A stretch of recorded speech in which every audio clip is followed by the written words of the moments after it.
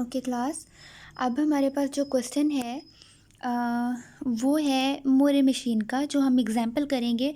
Previous जो video थी उसके अंदर हमने सिंपल देखा था कि एफ ए से हम एफ ए विद आउटपुट मतलब मूव एंड मी की तरफ क्यों मूव हुए, उसकी प्रॉपर्टीज़ क्या थी।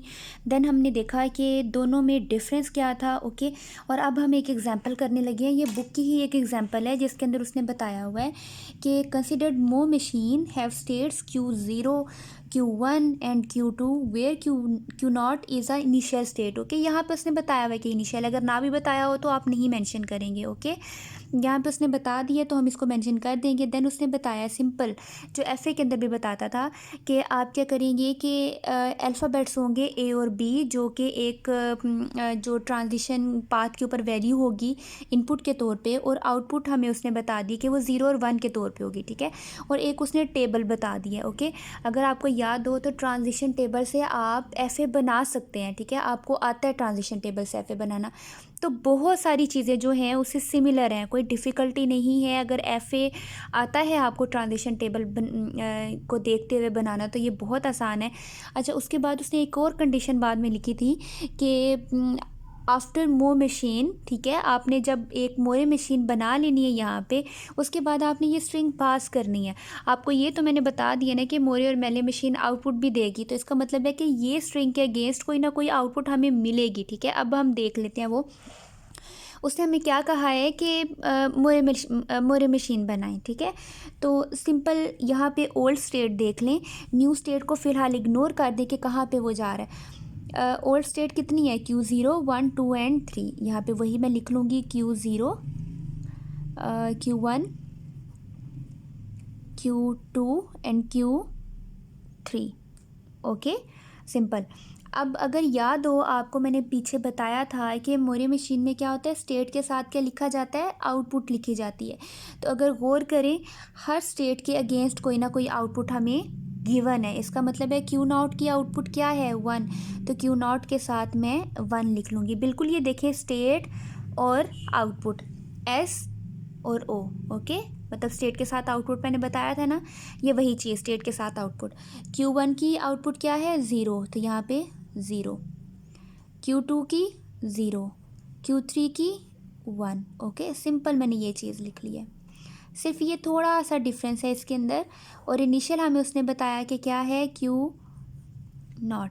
अब देखें, Q0 पे थे, ए आ रहा है, तो हम किधर जा रहे हैं, Q1 पे। सिंपल ट्रांजिशन टेबल की तरह Q0 पे ए आ रहा है तो हम जा रहे हैं Q1 पे। अगर बी आ रहा है तो हम जा रहे हैं Q3 पे।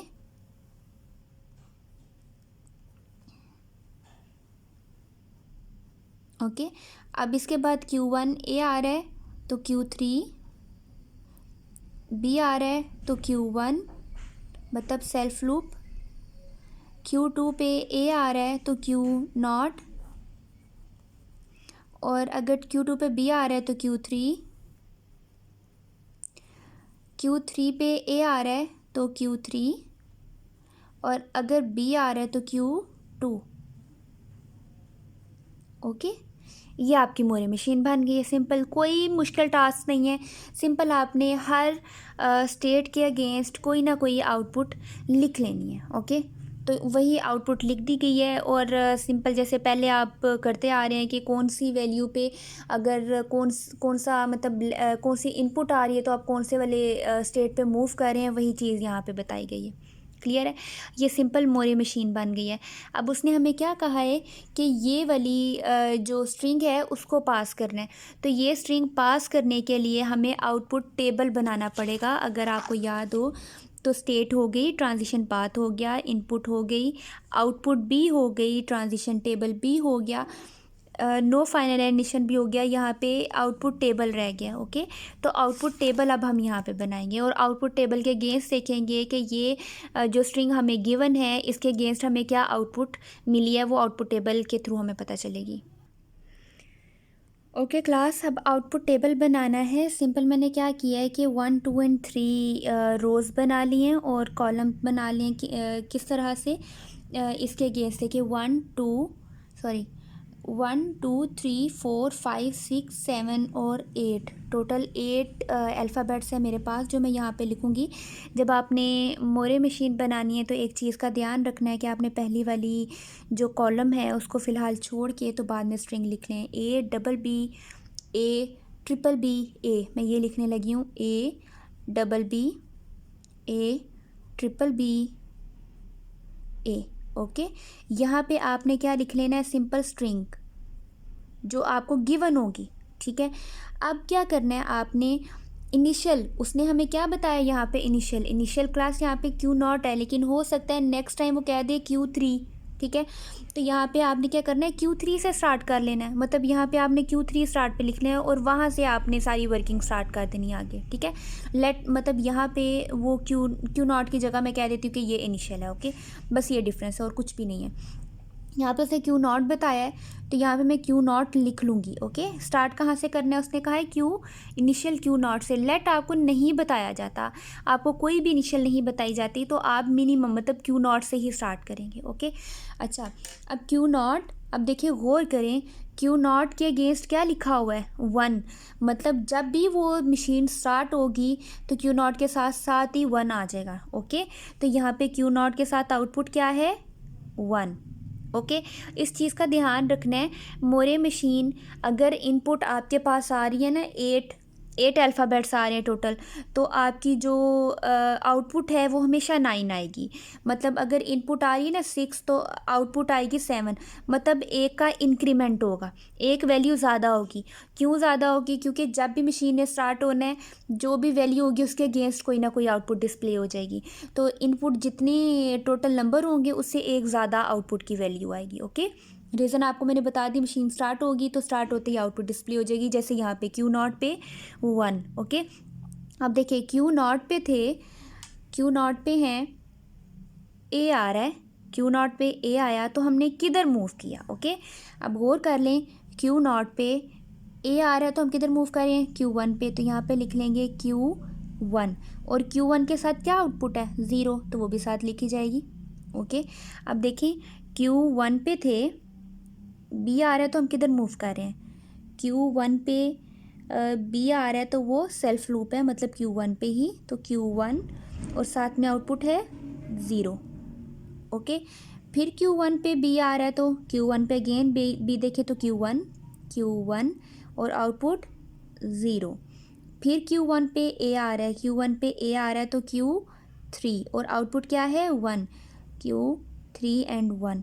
Q3 पे B आ रहा है तो हम मूव कर रहे हैं Q2 पे, आउटपुट 0 है, Q2 और आउटपुट है 0। Q2 पे B आ रहा है तो हम मूव कर रहे हैं अगेन Q3 पे और आउटपुट है Q3 के साथ 1। फिर Q3 पे B आ रहा है तो किधर मूव कर रहा है, Q2 पे और आउटपुट है 0। अब Q2 पे A आ रहा है, Q2 पे A आ रहा है तो किधर गया, Q0 पे और आउटपुट क्या है, 1। क्लियर है, मैं दोबारा आपको ये चीज़ बता देती हूँ। मैंने कहा है Q0 सिंपल आप यहाँ पे स्ट्रिंग लिखेंगे और Q0 जो उसने इनिशियल बताई है उसके अकॉर्डिंग हम स्टार्ट कर लेंगे। Q0 पे A आ रहा है, Q0 पे A आया है तो हमने मूव किया Q1 पे और Q1 के साथ आउटपुट है 0, तो Q0 पे A आया तो Q1 और आउटपुट 0। फिर Q1 पे हमने B देखा, Q1 पे B आ रहा था तो वो Q1 पे ही और आउटपुट 0, और इस तरह से हम आगे चलते गए हैं पूरी वैल्यू पे। ठीक है, अब गौर करें स्ट्रिंग हमारी क्या थी, स्ट्रिंग थी A double B A triple B A। ठीक है, और आउटपुट हमें क्या मिली है, 1 triple zero 1 triple zero 1 zero 1 zero 1 zero 1। Okay, अब गौर करें 1 2 3 1 2 3 4 5 6 7 8, टोटल कितनी बिट है, 8। ठीक है, तो यहाँ पे आउटपुट देख लें तो 1 2 3 4 5 6 7 8 9, कितनी बिट है, 9। तो इसलिए मोरे मशीन को इंक्रीमेंटल मशीन भी कहा जाता है।